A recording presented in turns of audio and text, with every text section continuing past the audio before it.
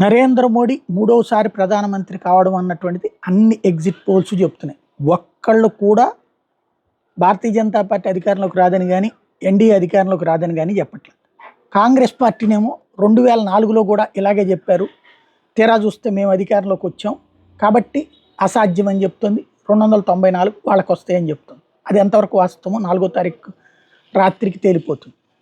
అయితే భారతీయ జనతా పార్టీ మరొకసారి అధికారంలోకి వస్తే మాత్రం కాంగ్రెస్ పార్టీ పరిస్థితి చాలా రాష్ట్రాల్లో భారీగా దెబ్బతింటుంది.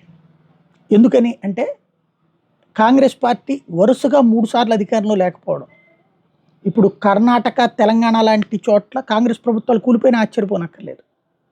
అలాగే హిమాచల్ ప్రదేశ్ కూలిపోవడం ఖాయం.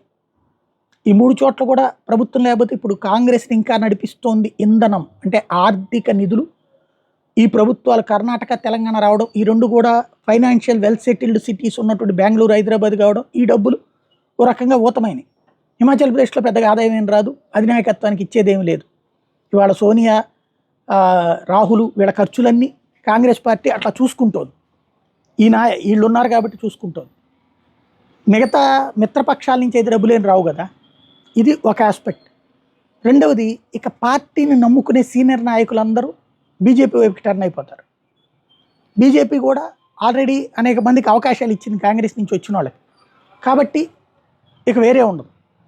తర్వాత ప్రాంతీయ పార్టీలలో ఇప్పుడు ఏదైతే ఆమ్ ఆద్మీ పార్టీ లాంటిది ఎట్లాంటి పరిస్థితి వచ్చిందో, శిబు సోరెన్కి సంబంధించినటువంటి జార్ఖండ్ ముక్తి మోర్చా పరిస్థితి ఎట్లాంటిది వచ్చిందో, అట్లాగా కేసులో లేకపోతే మరొకటి అయ్యి కొన్ని ప్రాంతీయ పార్టీలు కనుమరుగైన ఆశ్చర్యపోనక్కర్లేదు. కొన్ని ప్రాంతీయ పార్టీలు తొక్కివేయబడతాయి. ఆయా ప్లేసెస్ని బీజేపీ ఆక్యుపై చేసుకునే ప్రయత్నం చేస్తుంది. ఓ రకంగా దండయాత్ర జరుగుతుంది ఈ దఫా. మ్యాక్సిమం వన్ సైడెడ్ వైపుకి వచ్చే ప్రయత్నం జరుగుతుంది. బట్ అది ప్రతిఘటన అవుతుంది. అది 2029కి ప్రత్యామ్నాయం అవుతుంది పరిస్థితి. ఎందుకంటే ప్రజలు అణచివేతను అంగీకరించరు, ఆల్టర్నేటివ్ లేకపోవడాన్ని అంగీకరించరు. కాబట్టి అప్పుడు ప్రతిఘటన అవుతుంది. కానీ ముందైతే ఇది చేయడానికి ఉత్సాహం చూపెట్టేటటువంటి నాయకులు ఉంటారు ఇక్కడ.